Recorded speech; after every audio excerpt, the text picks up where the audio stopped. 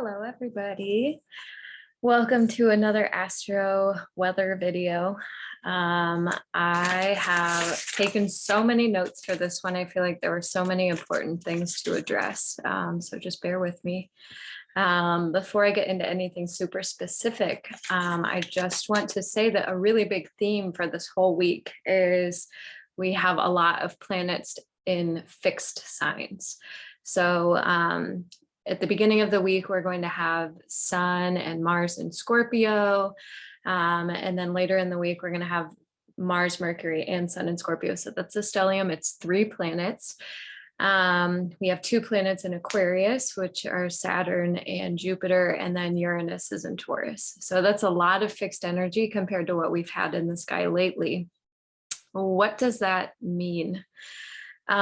When planets are in fixed signs, especially the big ones like the sun, that one is very important in the zodiac. So is Saturn, or like in the astrology school that I studied in.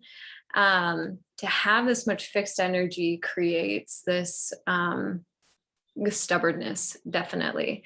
It's kind of like also like having a foot on the gas and on the brake at the same time, where there's this drive to go, there's momentum, there's energy to move forward, but there's this something that's like making it hard to go forward. And that's all the fixed energy. So fixed signs, Scorpio, Taurus, Aquarius, and Leo are really good at like holding down the fort. They're really good at holding energy in its capsule. The cardinal signs, which are Aries, give me a minute, Cancer, Libra, and Capricorn, are initiatory energy. So they bring the seasons. They're really good at spurring forward and getting things moving. And then mutable signs are, they're more flexible. That is Gemini, Virgo, Sagittarius, and Pisces. They're really good at kind of like adapting and wrapping things up and kind of mutating in order to fill the needs.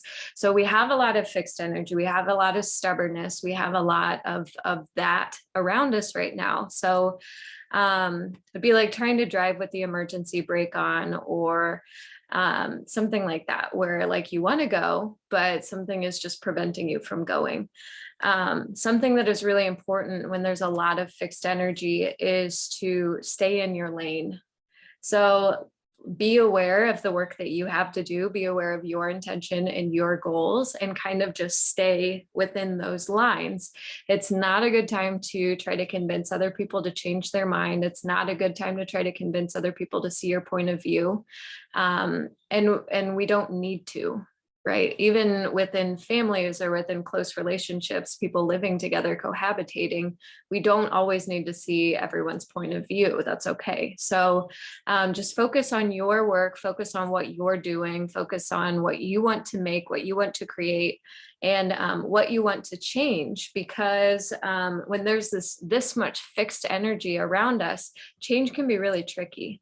It's not as easy to change perspective, to change directions, to do those type of things. So if there are any habits or any small little changes that you can make yourself before the universe kind of puts you in a situation where you are forced to make a change, that will just make it more pleasant. It will make it less uncomfortable.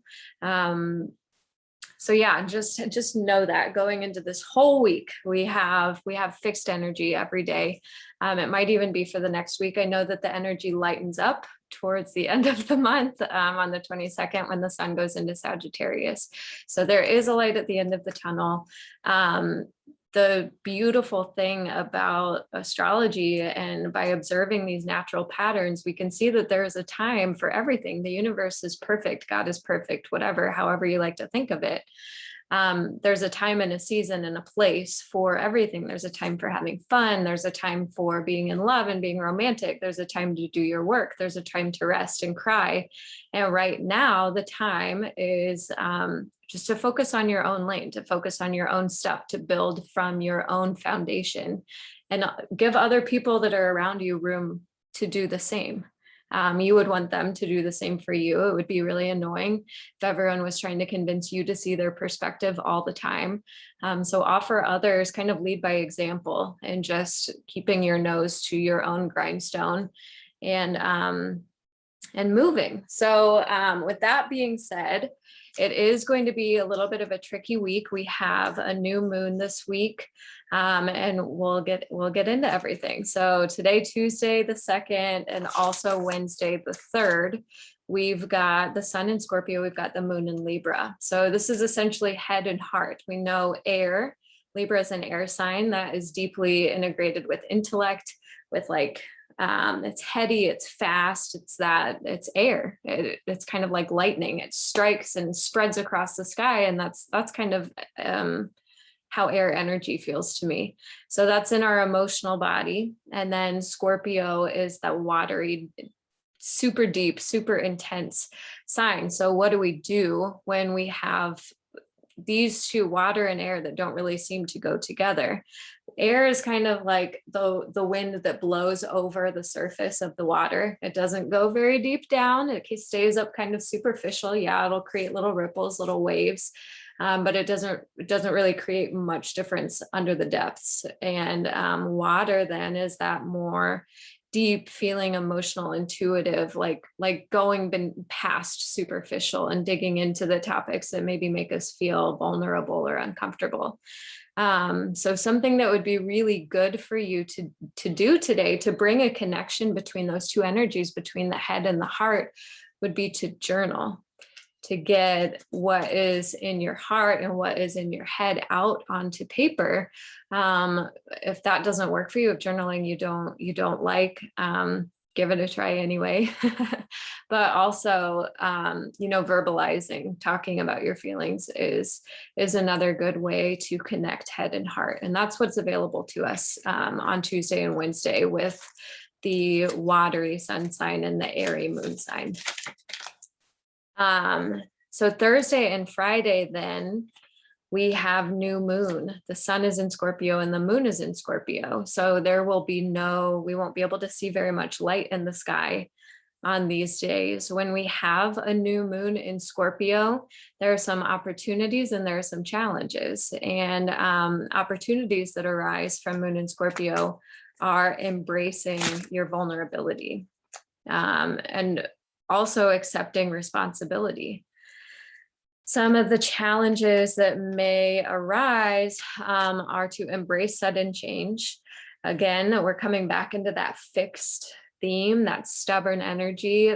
Scorpio, Taurus, Aquarius, and Leo do not really like those sudden changes. They don't really like the surprises. They get a lot of inertia with whatever they're doing, wherever the direction that they're moving. And so sudden change can be a little bit jarring. It can be a little bit, make you feel like frustrated or like, well, what the heck? I hadn't been planning on that and I can't deal with that. And some of those, that's kind of what it feels like a little bit. Another one of the challenging aspects here with where everything is in the sky is to like accept limitations. The moon is being in a water sign, being in Scorpio particularly, it's not her best placement. Scorpio is the sign of emotional depth and emotional intensity and like death and rebirth and some of those like heavier themes. And so when the emotional body, when the moon is dropped into this really intense emotional placement, it may have a tendency to get like defensive. We may have a tendency to not want to be vulnerable, to not want to be seen as vulnerable, to protect our vulnerability. And we might even go as far as to lie, to keep these parts of ourselves hidden that we don't want other people to know about. Scorpio moon tends to bring us face to face with our innermost shadows, which, while maybe a little bit scary, gives us opportunities to evolve and grow. And if we always ignore those shadows, if we always ignore those parts of ourselves that are hard to deal with, it's kind of like taking the easy way out. It's not very helpful. It'd be like putting a Band-Aid on an aneurysm. Like it might it might temporarily relieve whatever's going on, but long term, the solution would be to fix the aneurysm. And that's what Scorpio moon brings up for us, is to stare face to face with some of those more hidden parts of ourselves, those more challenging aspects of what it is to be a human and what it is to be you and what it is for me to be me. So I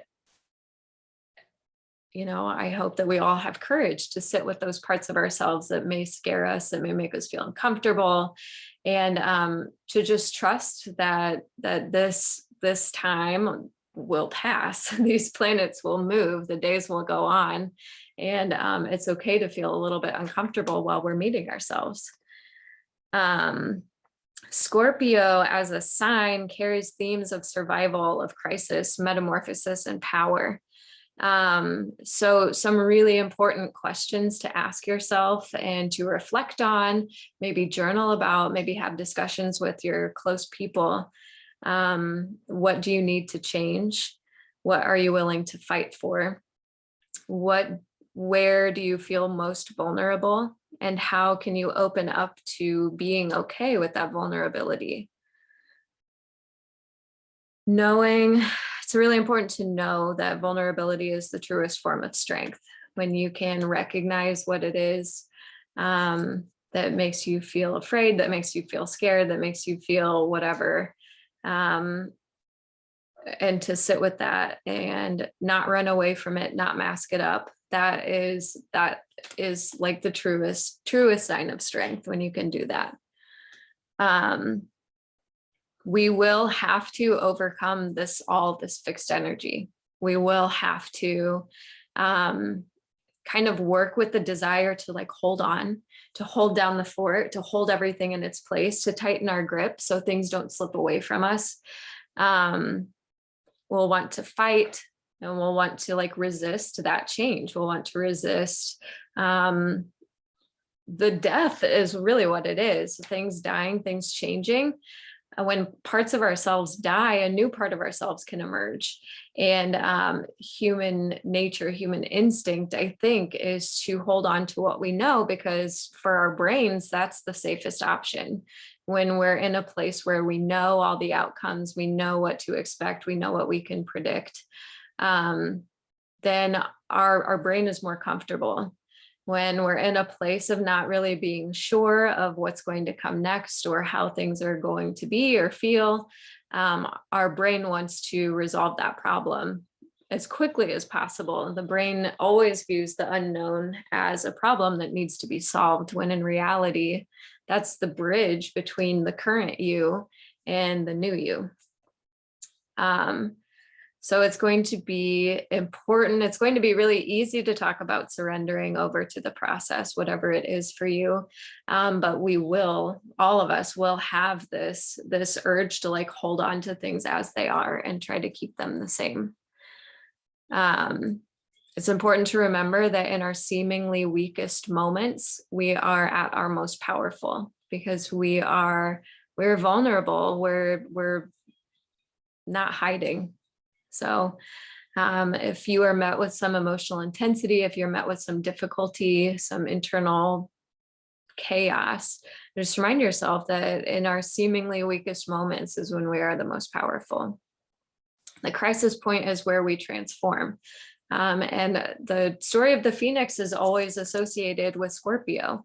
Scorpio is the only sign that will really, like kill its ego in pursuit of evolution. And I think that it may sound dramatic, it may sound dark, I don't know what it sounds like to you. But I have my sun in Scorpio, I have Pluto in Scorpio, so it's like a double dose of Scorpio. And so, I can think of many times in my life where I have like killed off a part of myself in order for this new version to arise from the ashes. And that's what the Phoenix represents. The Phoenix, burns into a pile of ash. And then every time the bird arises bigger, stronger, more beautiful, more vibrant than the time before.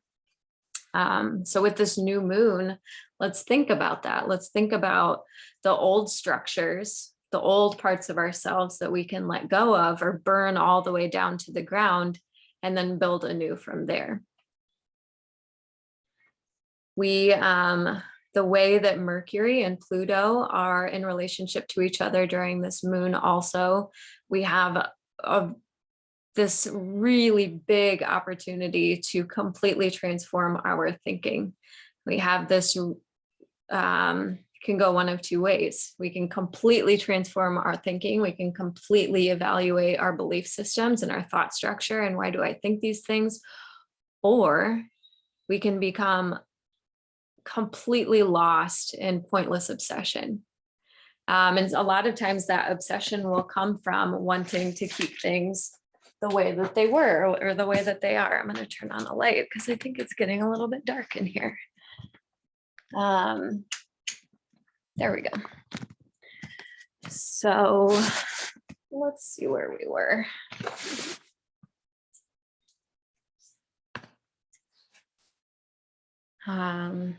Yes, with all of the fixed energy that we have, let's just be conscious that we are not holding on obsessively to the point of like getting really lost or getting really obsessed with making sure that everything stays exactly the way that it did yesterday and the day before and the way that we've always liked it, because growth and transformation doesn't happen when everything stays the same. It's just the way it is. We also have Uranus and Taurus, which I mentioned. So the planet Uranus is the planet of electricity and erratic energy and kind of like ups and downs and hots and colds. And it makes things a little bit unpredictable. And that Uranus is directly across from the moon and the sun. So that's creating that has some power to it as well. And what that indicates to us and to astrologers is that whatever we build right now will be subject to sudden change. It will be subject to unpredictable developments and quick releases. It'll most likely affect our area of personal resources, which is money and relationships. So it's just I think it's just kind of ironic that with all of the stubbornness, with all of the fixed energy we have in the sky, we also have Uranus over there, just doing its best to shake everything up. And so this is where we can transform our thinking. This is where we can transform ourselves. We don't need to hold on so tight to what we thought we wanted and what we thought we were working for and who we are and who we want to be. And sometimes the answer is to just surrender. Sometimes the answer is to just let go, because, you know, whatever you think is out there, whatever you think is going on, whether you think it's, I don't know in what language you think in.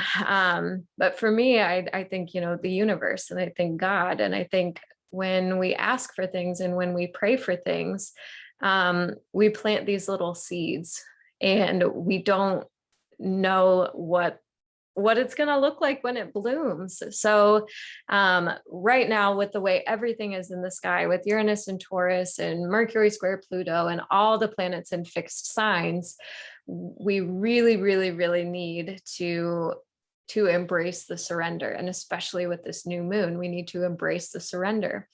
Lifting up your legs and floating downstream, or let go and let God, whatever kind of little phrases or imagery works for you is going to be crucial in this time. And I think that big things are in store for all of us.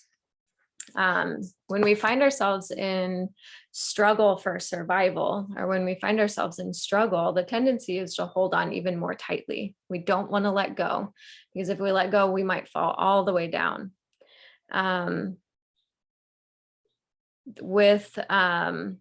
Where the word struggle comes from, Saturn is squaring the moon and Mars right now. And Saturn is the planet of limitations and restriction and life lesson.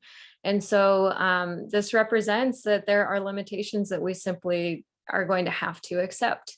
Pushing too hard against our obligations and pushing too hard against our responsibilities and kind of fighting against those things that we need to do will create an inner and an outer war. So Saturn always, always has useful lessons in store for us. We just have to be mature, and we have to be strong to handle the karmic challenges, or what we have in store for us. Um, so even if the struggle feels really real, even if it feels like you're in crisis, even if it feels like things are trying to just sabotage you or wipe you out flat, stay the course. Stay the course. Remember who you are, and remember to trust in whatever you believe in, whether it's God or the universe, and just know, think about all of how your life has turned out so far, all of the kind of victories and downfalls that you've had, and how perfectly connected they were, and how perfectly timed out they were, and how, like, I just think that the universe, I think that the God is always conspiring in our favor. And when it gets hard, when the struggle feels like it's there, when we feel restricted or limited, even though our natural tendency is to hold on and to keep things the same for the sake of safety and for the sake of staying alive, um, stay the course. Just remember that you're taken care of. Remember that facing your shadows is hard. Remember that facing your vulnerabilities is hard. Be gentle with yourself as you're going through those things. Be gentle with yourself as you're facing your shadows. Use the power of endurance and commitment to make it through, and you will come out stronger. That's just how it works. It's just a part of life. So I'm expecting a little bit of intensity with that new moon. I've been doing some things to get ready for it. I did some yin yoga this morning. I did some tapping this morning. So I will share a yin yoga, maybe Wednesday, maybe Thursday morning. Maybe Thursday afternoon. Sometime before Friday, I will share a yin yoga, just to give you the opportunity to practice that surrender. If you haven't done a yin class, that's where we hold the poses for 3 to 5 minutes, and in a half pigeon or in a double pigeon, 3 to 5 minutes is a long time. That is intense. And by leaning into our breath and accepting where we are, and accepting our limitations, and accepting what's happening, we get through it. And that's kind of a really perfect analogy for what we can expect with this new moon. It's just intensity. We breathe, we trust, we know that the pose will be over, this time period will be over, we'll get through, we'll be able to feel happy again, we'll be able to feel silly again. But if you are really going through it, if you have a lot of Scorpio, if you have a lot of Taurus, if you have a lot of Aquarius or Leo, you'll probably be feeling this extra much. And just lift up your legs, take a breath, float, act like you're in a yin yoga class, and trust that it's gonna pass. So that was deep, dark, and heavy. I hope I didn't scare anybody. Saturday and Sunday, the moon will be moving into Sagittarius, and that is time for fun. That is Sagittarius. It's so much fun. It's so optimistic. It's so joyful. It's so like blunt, and they curse like sailors, and they overindulge, and they're social, and they always know what they're talking about. So I really encourage you to do something fun this weekend, whether that is something solo or that's something with a group of people you're feeling like you want to socialize. I know with the water in the sky, I've been feeling like repulsed by socialization. So do what's fun for you. I went for a walk on the beach by myself the other night, and it was so nice. And it was just nice to have I had a lot of fun. So whatever it is for you, humor is going to be really important this weekend. So, you know what makes you laugh, what brings you into good spirits, into good humor.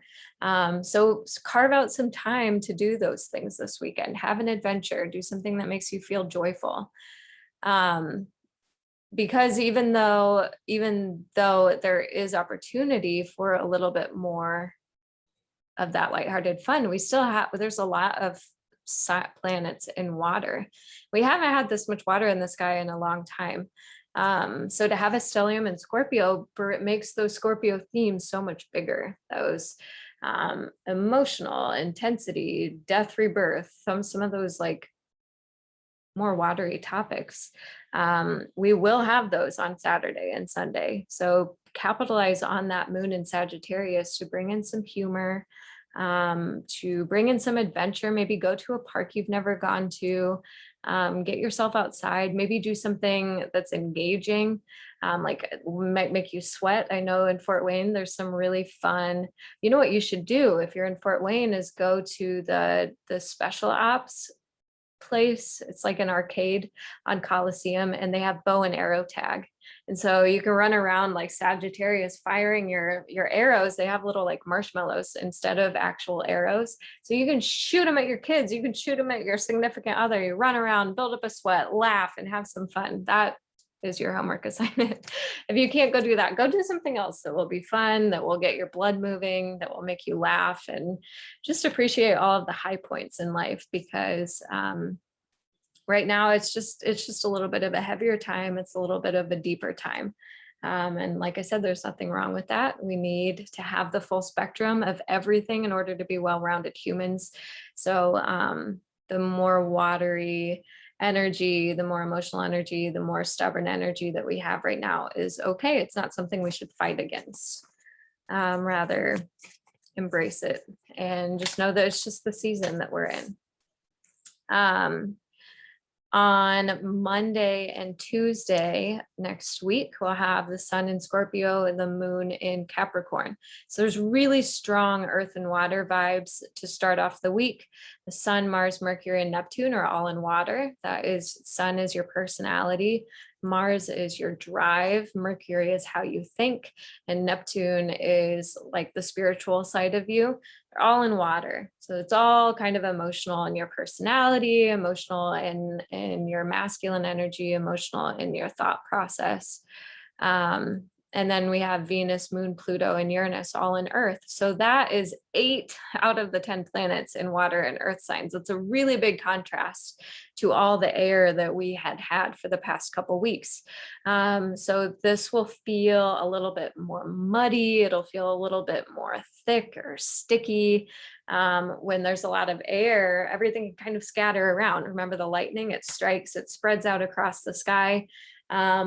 Versus trying to walk through like waist deep mud. It's two very different feelings. So the air is behind us. We'll get back to that another time.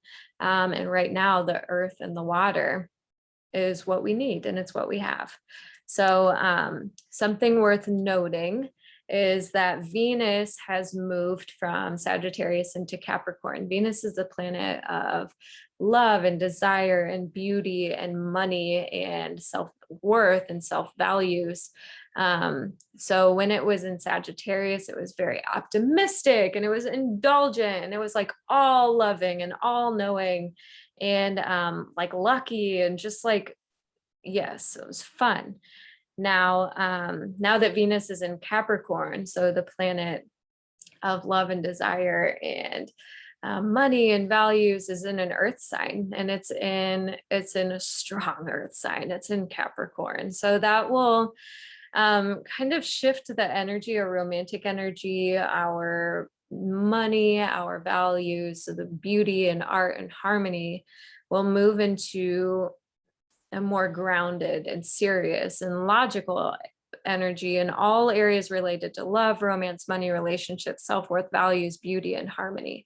So what does that mean? That means that we'll probably be a little bit more cautious and disciplined in our relationships, finances, and values. It helps us to think a little bit more responsibly. It helps us to think in longer term. So this is like, it would be like if you were like planning your love life out with your dad. Like, I don't know what your dads are like, but my dad is very much like, he does HR. So he's always worried about where things could go wrong and like what the responsible thing to do would be. And so like, that's just kind of the energy that comes along with having Venus in Capricorn. So something to consider with the planet of attraction and desire being in this very excellent sign of Capricorn is to move your thinking beyond only the material things define your success. So some things to ask yourself just to get to know yourself a little bit more, to get to know what your values are, would be like, what does success mean to you? Also, other topics to consider are those related to work. So even if you don't have a job, like a 9 to 5 job, or like something that's a little bit more stereotypical. If you're a stay-at-home mom, this counts. If you're a student, this counts. If you're a homemaker, this counts. And also if you have a job, how can you bring more pleasure and passion into your work? Like, how? And just think about it. Just wonder about it. Venus will be here, I think, for about a month. So we have some time to ask ourselves these questions. And these are important questions to ask so we can make sure that we feel fulfilled and that we feel valued. It's also important to find a balance between work and pleasure.